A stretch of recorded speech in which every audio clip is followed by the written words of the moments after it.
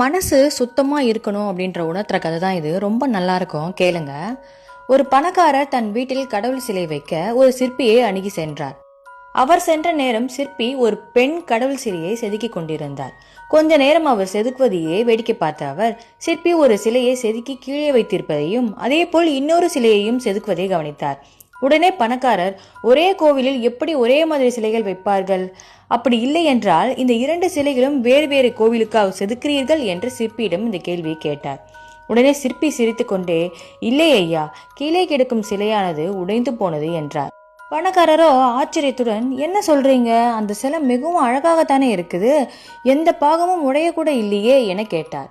சிற்பி, அந்த சிலையின் மூக்கில் ஒரு சின்ன கீறல் இருக்குது பாருங்களேன் அப்படின்னு சொல்றாரு. ஆமா, அது சரி, இந்த சிலையை எங்க வைக்க போறீங்க அப்படின்ட்டு பணக்காரர் கேட்கிறாரு. இது கோவில் கோபுரத்துல 40 அடி உயரத்துல வரும் சார், இந்த சிலை உளியை உயர்த்தி காட்டி சொன்னார் அந்த சிற்பி. பணக்காரர் வியப்புடன், 40 அடி உயரத்தில் இந்த சின்ன கீரலை யார் கண்டுபிடிக்க போகிறார்கள்? இதற்காக ஏன் இன்னொரு சிலை செய்து கஷ்டப்படுகிறீர்கள் என்றார். அதுக்கு சிற்பி சொல்றாரு, அந்த சிலையில் கீறல் இருப்பது எனக்கு தெரியுமே, எப்போது அந்த கோவில் வழியே சென்றாலும் அல்லது கடவுளை எண்ணும் போதும் எனக்கு என் தொழில் உள்ள அந்த குறை உறுத்துமே, அதனால் தான் இன்னொரு சிலையை செய்கிறேன் என்றார் அந்த சிற்பி. அடுத்தவர் பாராட்டுக்காக வேலை செய்யாதே, உன் மன திருப்திக்காக வேலை செய் அப்படின்ற உணர்த்துற கதை தான் இது. இல்ல, பாராட்டை எதிர்பார்க்காமல் அம்மா செய்து கொடுக்கும் உணவை போல. உங்களுக்கு பிடிச்சிருந்துச்சா இந்த கதை?